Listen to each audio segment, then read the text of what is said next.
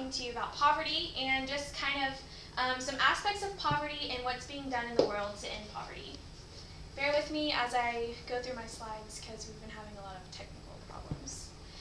So here's me in Uganda, and I had the opportunity to go serve in Uganda this summer, and it was absolutely beautiful. I fell in love with the country, and I fell in love with the culture and the people, and by the end of my trip, I knew I wanted to do something to help these people, and I knew that I wanted to be able to get involved and make a difference in their lives.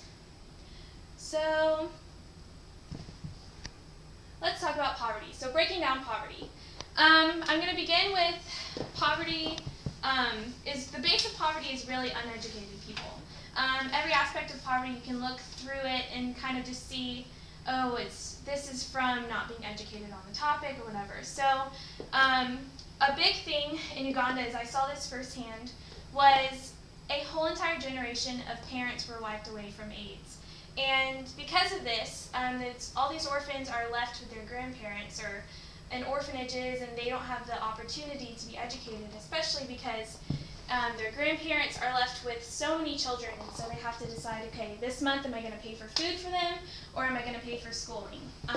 And schooling is really expensive for them as well. It may not seem like it as an American, but to them that's the money that they spend on food and clothes and necessities like that.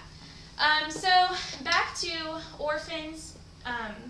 Orphans being taken care of their grandparents, it just turns into a vicious cycle where they have their own children, and their own children aren't educated, so it turns into what's called generational poverty.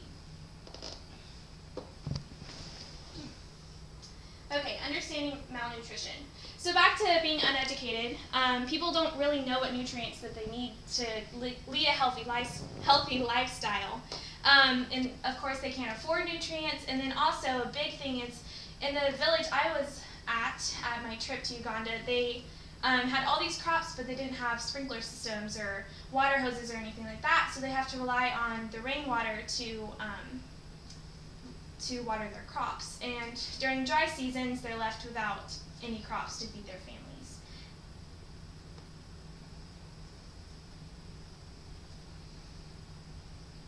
Okay, so diseases coupled with poverty. There's tons of them, obviously, but these are just a few of the huge ones. There's AIDS, malaria, and then common sicknesses, and we're going to talk a little bit deeper about those in a second.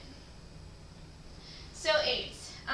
Right now, in this time, as I'm speaking, there's 23.8 million people in the world who have AIDS, and 91% of the children in the world who have AIDS are living in Africa right now. And about 1 million of these people, of these children, die every year. I guess adults as well. Another one is malaria, and it is an intestinal disease. So if you sit here for 60 seconds, 1 minute, that every minute an orphan, every minute a child dies from poverty. And if you add those all up together, it's going to be about 483,000 deaths in 1 year. And it's so sad. The saddest part to me is that a treatment for this is only $2 to $6. That's all to save someone's life. Okay. Some common sicknesses that people have there that can cause death are diabetes and something as simple as infections and childbirth. I saw this firsthand in Uganda when I walked into this hut, and this man was dying from an infection in his leg that had spread all the way down his leg. And one really big point of this is the lack of clean water. So these people are trying to clean infections with dirty water, and it just makes it worse and worse. Okay, so to the good part. What's being done to help these situations? We're going to talk about education, malnutrition, and different diseases that are being taken care of through different organizations.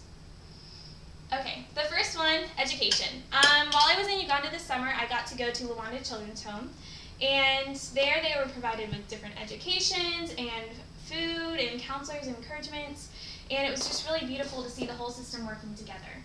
Another one is Amazima Ministries, and it is this ministry started by Katie Davis, and she's a missionary there, and right now they're in the process of building a secondary school.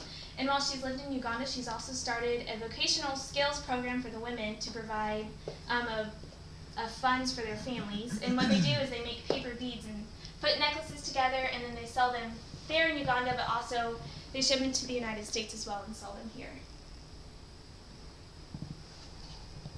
Okay, malnutrition. So a couple weeks ago, I was at work, and this lady walked up to me, and she started telling me about the mango project.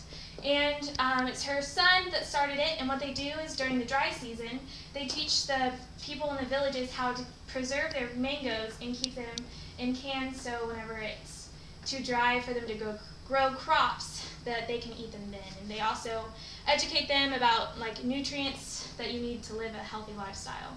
And there's also another organization called Heifer, and what they do is they go into these remote villages and they bring them livestock and they bring them water wells, and they also teach them how to farm to have a sustainable lifestyle, or to farm to